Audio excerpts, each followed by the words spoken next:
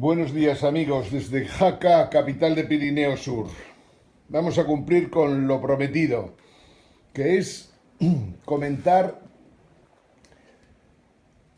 The Economist, concretamente su portada en la que echa unas cartas del tarot y trata de explicar lo que pasará en el año 2017. Las cartas del tarot que le salen a The Economist son la Torre de Babel, el juicio, el mundo, el ermitaño. Y otras 4 que ha sacado son la muerte, el mago, la rueda de la fortuna y las estrellas. 8 cartas que cada cual las puede interpretar como considere conveniente. No hay que olvidar que estamos hablando de The Economist, la revista más liberal de toda la historia de la prensa escrita. A lo largo de este año hemos estado hablándoos de poscapitalismo. Aquí tenéis un libro magnífico que explica muchas cosas, aunque lo que no puede explicar, como es natural, es lo que va a pasar y en qué momento. Otro gran libro que también os he comentado a lo largo del tiempo y que merece la pena que leáis, Sapiens, y su segunda parte, que es Homo Deus. No sé cuál de los dos es más interesante.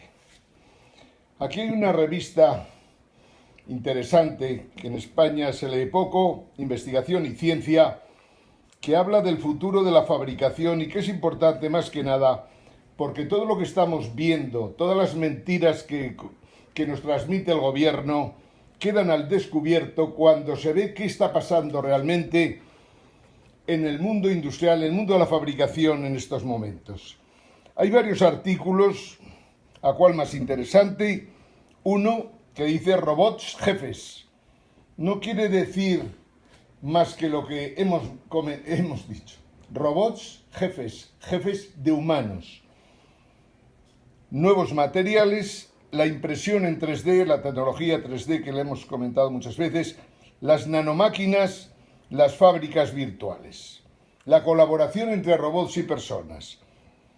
Están hablándonos de un gran problema que tenemos en el mundo y es que jamás en los últimos 100 años ha habido tanto desempleo en el mundo sin haber guerras mundiales.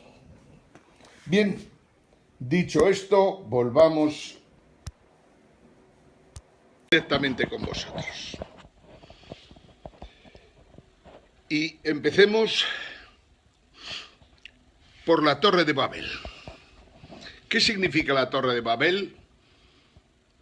En el tarot, la Torre de Babel simplemente no es más que un símbolo de lo que los hombres hacemos y que normalmente suele terminar regular o mal, y de ahí que la torre termina destruyéndose.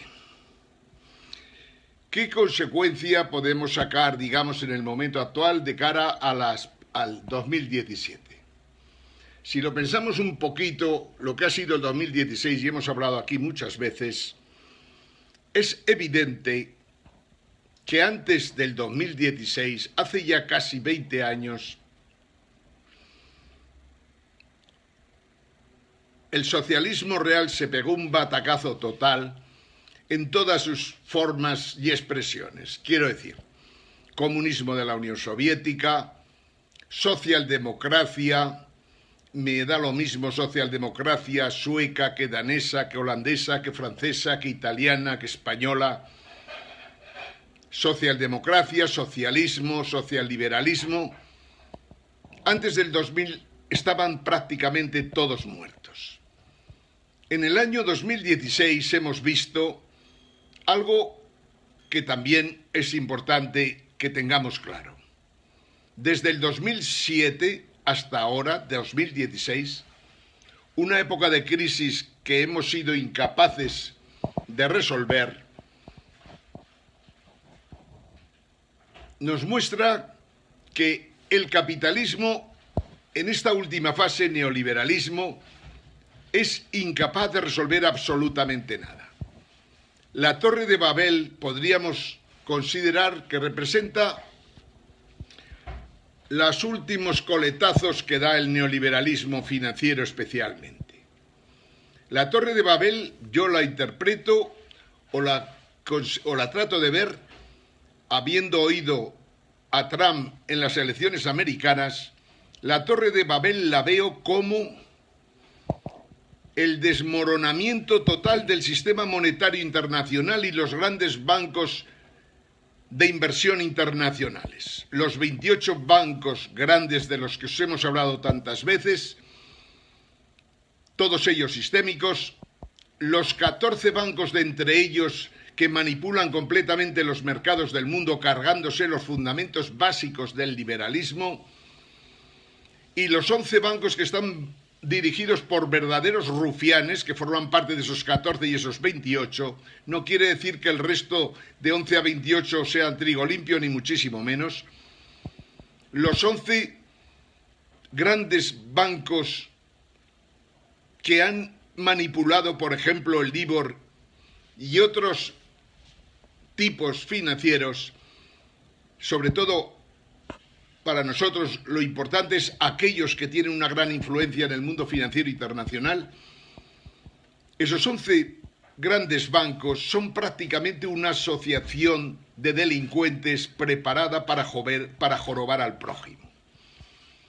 Acaban de meterles una multa a la Comisión Europea con un retraso de 9 años, una multa de casi 500 millones de euros a 4 bancos, que tiene una importancia relativa, porque en el fondo de lo que se trata es cuánto estafaron estos 11 grandes bancos que he comentado antes a los europeos, a los americanos, a los japoneses y en general a todo Occidente. ¿Cuánto estafaron de verdad? Esta gente, como sabéis, subía los tipos del LIBOR cuando le interesaba y los bajaba cuando le daba la gana. Quiere decir siempre pensando en sus intereses particulares. Que un sistema financiero esté presidido por delincuentes es un problema irresoluble, tan irresoluble como la corrupción en España si no se toman medidas drásticas. Pues bien, la Torre de Babel, que aparece en la portada de The Economist y que se derrumba estrepitosamente, para nosotros supone fundamentalmente que el sistema financiero monetario internacional en el año 2017 no habrá otro remedio que tratar de modificarlo. Pero si hacemos caso a lo que dice el tarot, no llegamos a tiempo. Caerán los grandes bancos de inversión internacionales y solo nos queda por esperar si los compromisos de Trump en relación a la Reserva Federal Americana, de que la va a auditar para saber exactamente qué hay en sus tripas, si se llevarán a la práctica o no. Otro presidente de Estados Unidos que lo intentó murió precisamente en Dallas ahora hace aproximadamente algo más de 50 años. Estamos hablando de John Fitzgerald Kennedy.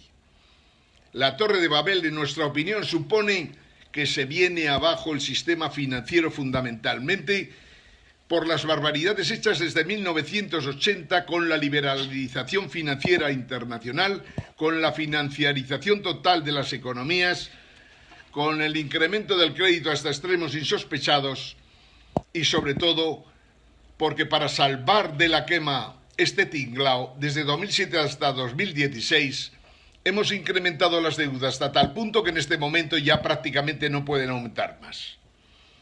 Bien, hemos hablado de la Torre de Babel. Vamos a seguir hablando de la segunda carta dentro del planeta Trump. De las cartas más interesantes para nosotros, tenemos, como decía, el juicio, el mundo y el ermitaño. El juicio, en realidad nos sirve para analizar exactamente si lo que estamos haciendo en unos países y otros va en consonancia con los tiempos que vivimos o, por el contrario, va completamente en contra de lo que sería lo más racional para todos. Estamos viendo en el mundo, y esto es lo que hay que juzgar, o al menos lo que comentan algunos economistas que interpretan estas cartas, en realidad lo que estamos viendo es que se viene abajo en estos momentos un concepto que había sido muy importante: la globalización económica, la mundialización y, por lo tanto, el intento de conseguir unos tratados internacionales que, sin embargo, parece que chocan con resistencias muy importantes dentro de todas las poblaciones europeas, americanas e incluso en Japón.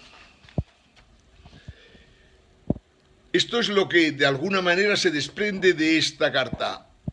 Las sociedades, los ciudadanos de todas las sociedades se lanzan a las calles en contra completa de tratados que creen que disminuirá sus condiciones de vida, sus condiciones de bienestar. La tarjeta siguiente podríamos comentar el mundo. ¿Qué está pasando en el mundo? En la portada de The Economist nos aparece un mundo en el que aparece una gran grieta. Ahora estoy leyendo, por cierto, que hay un terremoto de magnitud 5,6 en alguna parte de España. Estaba diciendo que en el mundo aparece, en Estados Unidos, en la bola del mundo aparece una grieta, y además esa grieta pasa por Estados Unidos, lo cual de alguna manera está significando algo que tenemos muy claro, y es que en Estados Unidos se ha provocado una gran división entre la población multicultural que se ha ido desarrollando a lo largo de los últimos años. Las elecciones no las ha ganado Trump por casualidad, las ha ganado sencillamente porque ha habido unos colectivos muy importantes que consideran que sus rentas han disminuido demasiado en los últimos años y que desgraciadamente sus descendientes todavía vivirán peor que ellos. Esa rebelión ha permitido que Trump gane la presidencia de los Estados Unidos y que nos permita comprobar si es cierto que va a ser capaz de poner orden en las finanzas americanas y en la economía de Estados Unidos frente a lo que ocurre en estos momentos en las economías del resto del mundo, especialmente la de China y Europa. Trump se opone clarísimamente a que la OTAN siga ayudando a Europa. Trump se opone a que China siga exportando bienes a Estados Unidos de tal manera que prácticamente haya que cerrar todas las fábricas en Estados Unidos. Bien, en un mundo así es evidente que como poco hay que hacer una reflexión importante de si la globalización, tal como se había intentado desde 1980, merece la pena o por el contrario puede ser un desastre para todos. Yo soy de los que cree que así como no tengo la menor duda de que hay que acabar con el neoliberalismo, sin embargo, considero que la globalización seguramente es bastante difícil de parar, o sea, de tratar de echar marcha atrás. Lo veo dificilísimo, aunque sí considero que durante 2 o 3 años no será malo que pensemos y repensemos qué es lo que ha ocurrido en los últimos tiempos y si en realidad es bueno tener las fronteras abiertas para todo en todos los países o si por el contrario en algunos momentos es mucho mejor poder tener la opción de plantear o de poner aranceles que puedan defender las economías nacionales. Lo que está claro que si lo vemos desde el punto de vista de España es que la globalización nos ha hecho mucho daño. Nos ha hecho mucho daño a pesar de los cuentos chinos que cuente el gobierno español. Me refiero a que la industria cayó en picado en el año 2007, 8, 9, 10, como un 30% de su potencial se vino abajo.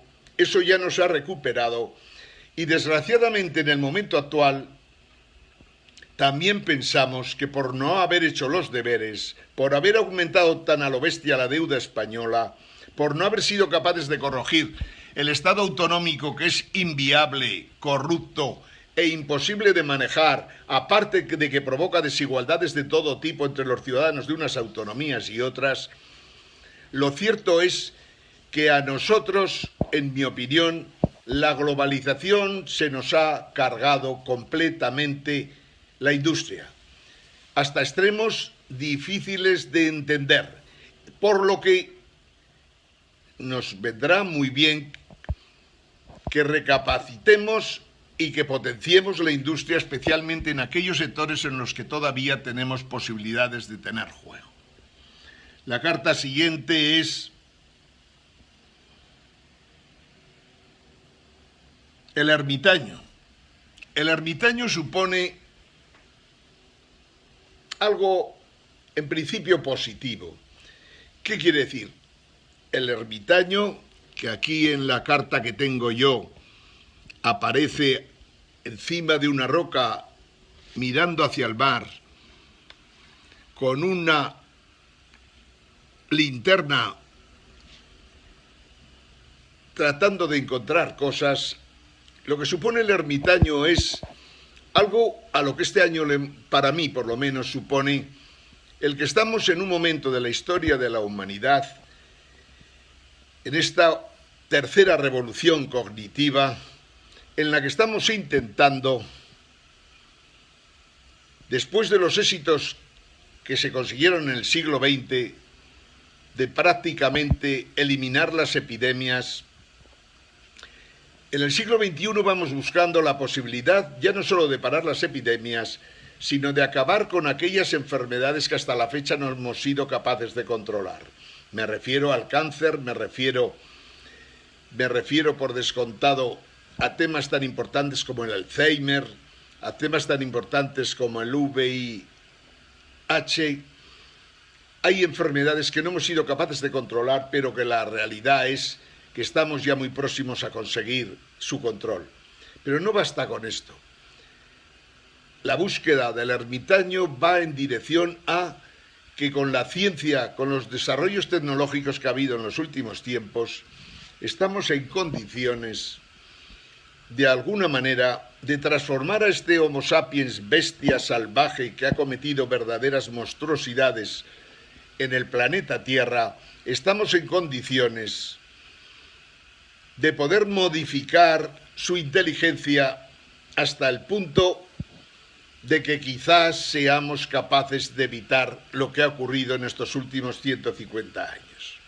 Me refiero a la destrucción de todas las especies del planeta, el cambio climático total, el deshielo del Ártico y del Antártico, la contaminación de ríos en todos los continentes. Estamos en condiciones de elevar el nivel del Homo sapiens como nunca en la historia de la humanidad. Quiero decir, al igual que en un momento dado de la historia, allá por hace 30.000 años aproximadamente, el Homo sapiens se separó, por decirlo así, de los demás humanos que había en aquellos tiempos, no menos de 6 o 7 de cierta importancia, se separó porque en un momento determinado dio la impresión de que su nivel cognitivo, el nivel de su cerebro, aquellos desarrollos en el sentido de ser capaces de comunicarse con el lenguaje, pero de manera diferente a como lo hacían otros humanos, aquello de disponer de un lenguaje capaz de cosas tan variadas como, por ejemplo, no limitarse a contar lo que ocurre en la realidad, sino ser capaz de imaginar cosas, de crear obras, de crear ficciones, de engañar. El Homo sapiens seguramente, con aquella forma de funcionar, con aquella forma de chismorrear en realidad, como diría Harari, en realidad fue capaz de hacer grandes colectivos que podían entenderse. Es cierto de que cuando hablamos a título individual, es evidente que colectivos superiores a 150 personas parece que es difícil que puedan funcionar y que permitan que una organización se pueda desarrollar con eficacia y eficiencia. Colectivos mayores de 150 parecen imposibles de funcionar. Pues bien, de alguna manera el Homo sapiens fue capaz de coexistir con otros grupos de Homo sapiens por descontado, fue capaz de convivir en ciudades primero de 1.000 habitantes, posteriormente de 10.000, luego de 500.000, luego llegó en realidad a conseguir que funcionaran bien poblaciones de 2 millones de habitantes. El Homo sapiens en aquel momento, por decirlo de alguna manera, sobrevivió a todo lo demás, a todos los humanos que existían en aquellos tiempos y realmente tuvo a su disposición la posibilidad de conquistar la Tierra y dominarla completamente. Pues bien, hoy día hemos llegado a un extremo en el que en realidad lo que hemos hecho es destruir la Tierra. Prácticamente destruir los ríos, destruir todo lo que son bosques, destruir los océanos, contaminarlo todo. Hemos sido capaces de matar prácticamente todas las especies que habían convivido en la humanidad durante miles de años y sin embargo nosotros en 100 y pico años hemos eliminado en Asia, en África, en América del Sur, en Estados Unidos, en Oceanía, prácticamente el 90 y tantos % de las especies animales que convivían con nosotros. No solo esto. Hemos sido tan bestias que los animales que vivían en cautividad con nosotros los hemos tratado peor que si estuviéramos tratando objetos. Es inconcebible las fábricas, lo que podríamos decir mataderos, criaderos de aves, de vacuno, de corderos, de todo tipo de especies que se os pueda ocurrir, especialmente del cerdo. Hemos hecho tales monstruosidades en esas fábricas que funcionan, si cabe, peor todavía, o mejor dicho, con más eficacia que las propias fábricas de automóviles de las que os hablaba antes, que hemos cometido tal aberración que ya no sabemos si eso es bueno o malo para la evolución de la humanidad. Seguramente es pésimo y terrible porque además nos hace consumir unos recursos de los que no disponemos. Bien, estas, digamos, serían las 4 cartas que le preocupan a The Economist, a las que suma, por descontado, la muerte, la rueda de la fortuna, la estrella, como otras cartas que tendrán juego en el año 2017. ¿Qué quiere decir la rueda de la fortuna, por ejemplo? Tal como la interpreta The Economist, ponen una rueda a Angela Merkel, a Wilders, el canciller que intenta ser presidente de Holanda, a Marine Le Pen, las mete en la rueda de la fortuna atadas y, curiosamente, a la izquierda Marine Le Pen, abajo Wilders, a la derecha Angela Merkel, como digo, atada, con un rayo que le zumba completamente en la propia fotografía o en la propia portada de The Economist.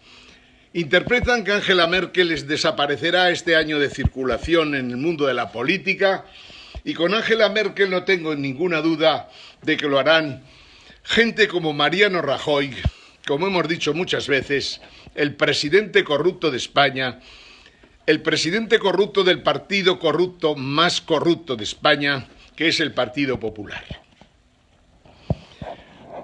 La rueda de la fortuna, en el fondo, plantea que están los tres atados, quiere decir que no dependen de sí mismos para salir adelante, sino que hay otro tipo de fuerzas que moverán el que precisamente Angela Merkel salga del poder.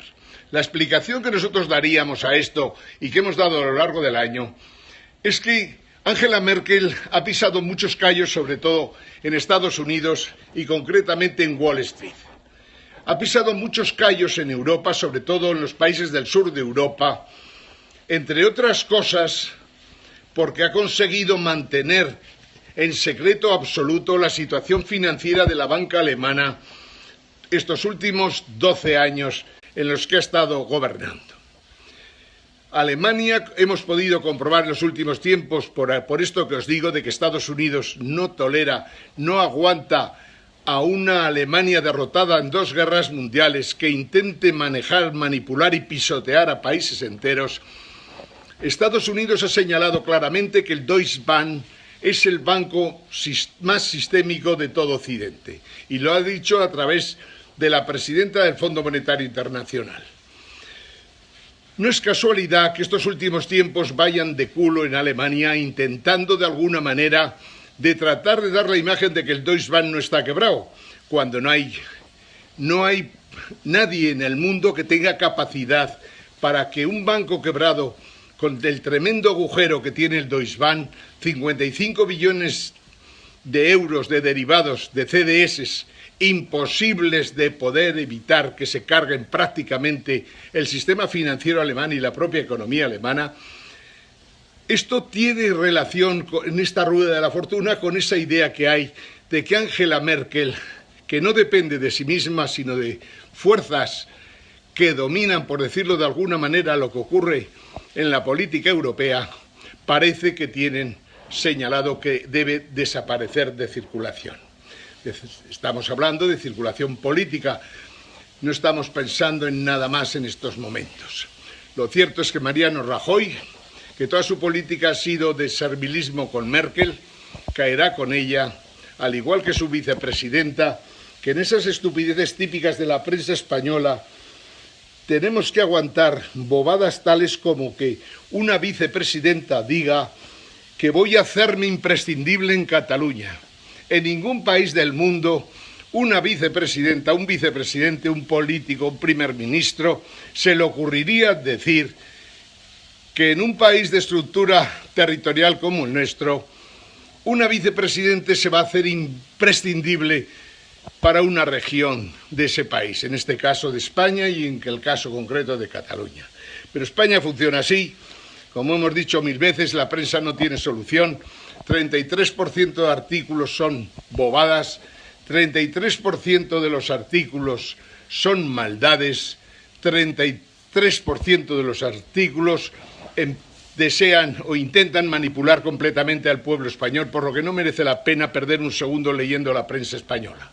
Lo mismo ocurre en las tertulias, donde la inteligencia ha desaparecido hace muchísimo tiempo y donde tenemos que soportar a verdaderos ineptos hablando del bien y del mal, todo lo que queráis, menos de, en realidad, de un planteamiento inteligente de lo que está pasando en el mundo y de lo que puede ocurrir en 2017 y siguientes.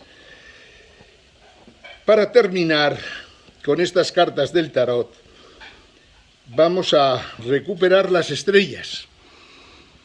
La carta esta es complicada. Se ven en la portada de The Economist a 14 jóvenes promesas de cara al futuro del mundo, pero con la carta, digamos, inestable. Inestable en el sentido de que en los últimos tiempos, cuando los jóvenes han salido adelante, cuando en cualquier país del mundo los jóvenes han intentado dejar, por decirlo de alguna manera, a gente más madura y con más experiencia fuera de juego, en la realidad, ahora lo hemos visto en Italia, pero lo mismo por descontado estamos viviendo en España. Renzi, que era una promesa para Italia, ha perdido un referéndum que prácticamente lo ha borrado, si no del mapa, sí lo ha borrado de cualquier tipo de esperanza que pudiera tener Italia en un joven primer ministro. Lo mismo que pasa en España con los Ciudadanos y Podemos. Es terrible ver cómo la ignorancia, la falta de formación, la falta de fundamentos, la falta de visión de lo que ocurre en el mundo permite que gente que había generado ilusiones en muchas personas ven cómo todo su proyecto se viene abajo sencillamente porque no se puede hacer política para ser gracioso ni para que la gente se divierta en una tertulia de televisión, sino que la política donde está es en ver qué necesidades tiene la gente, qué necesidades tiene que cubrir, por qué la educación en España tiene un nivel tan bajo después de tantas reformas desde el año 1978, por qué no son capaces de resolver en España una cosa tan simple como ese impuesto salvaje que hay al sol, que impide que la energía solar se implante definitivamente en España y mande al carajo a las compañías eléctricas que siguen monopolizando y dirigiendo muchas veces incluso a los propios gobiernos. ¿Por qué no se dedican estos partidos a resolver ese tipo de problemas? Porque sencillamente el buscar un resultado a corto plazo bueno hace a veces imposible que a medio plazo puedan seguir sobreviviendo y que a largo plazo no hayan desaparecido. Si Podemos no echa a Pablo Iglesias, Podemos está muerto. Si Ciudadanos no echa a Albert Rivera, Ciudadanos está muerto. Los otros dos partidos, PP y PSOE, damos por hecho y por seguro que antes o después serán retirados de la vida política sencillamente porque dos partidos tan corruptos, especialmente el Partido Popular en estos momentos y el PSOE en el pasado, dos partidos políticos tan corruptos que llevan la corrupción hasta los últimos extremos de España, no pueden seguir gobernando. Antes o después la justicia, antes o después lo que ocurra en Europa, que van a ocurrir muchas cosas, antes o después lo que ocurra en el mundo, se llevará por delante a toda esta gente. En fin, con esto acabamos con el tarot y os comentamos lo que vamos a seguir haciendo en los próximos tiempos. Creemos, como os hemos dicho muchas veces, que el capitalismo se muere tras haber muerto el marxismo, que tenemos que entender exactamente los cambios que están ocurriendo en estos momentos, que tendremos que darle una importancia muy grande a todo lo que la investigación y desarrollo está haciendo en el mundo y que tendríamos que tratar de conseguir que en España también se desarrolle. Tenemos que darle mucha importancia a la educación de nuestros jóvenes, pero no tanto por mantener un sistema educativo que no funciona, porque solo es capaz de sacar gente que termina completamente obsoleta antes de realizar su primer trabajo, sino que tenemos que ser capaces de enseñar a la gente a aprender, a tomar conocimientos, a encontrar los conocimientos, a encontrar la información donde está.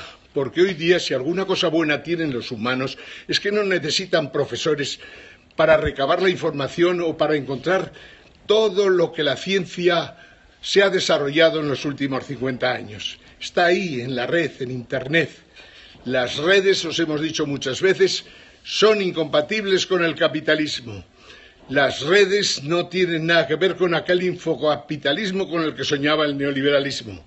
La realidad es que hoy el mundo cambia a tal velocidad que tenemos que ser capaces de buscar soluciones diferentes. No nos valen los sistemas fiscales antiguos ni nos valen los sistemas de la seguridad social. Las pensiones corren serio peligro cuando la población laboral disminuye a marchas forzadas por más mentiras que cuente el gobierno. Si las horas trabajadas son menores que las que se trabajaban en el 2007, quiere decir que el empleo ha disminuido. Y si el empleo disminuye y, por lo tanto, las cotizaciones se vienen para abajo, las pensiones no se pueden mantener con el sistema actual y hay que pensar en un sistema impositivo completamente diferente. Lo mismo para la gente que no tiene trabajo, lo mismo para la gente que tiene precariedad energética o precariedad simplemente de poder vivir bajo techo. Hay que cambiar el sistema fiscal para ir a un mundo en el que nos preocupemos, de momento como mínimo, de los intereses de los ciudadanos que viven en España y, en una segunda fase, de los intereses de los ciudadanos que viven en Europa y en el mundo. No tiene sentido permanecer unidos a la Unión Europea, y esto es lo que debemos intentar conseguir en el año 2017 y siguientes. No tiene ningún sentido seguir en la Unión Europea cuando la Unión Europea está manejada por un país que desarrolló 2 guerras mundiales y que metió a millones de personas en zanjas o a millones de personas en campos de concentración que terminaban gaseados y muertos. No podemos permitir que Alemania mande en Europa. Antes que eso hay que salir de la Unión Monetaria y hay que salir de la Unión Europea. Recuperar nuestra soberanía política, económica, monetaria y fiscal es algo que debe intentarse en el siglo, mejor dicho, en el año 2017 ya. El año 2017 veremos los prolegómenos de hundimiento del euro. Y no solo del euro, sino también de otras monedas fiat que hay por el mundo. Pero de esto hablaremos los próximos días, amigos. Desde Jaca, capital de Pirineo Sur, movimiento 7 jaques para el mundo. Saludos a todos.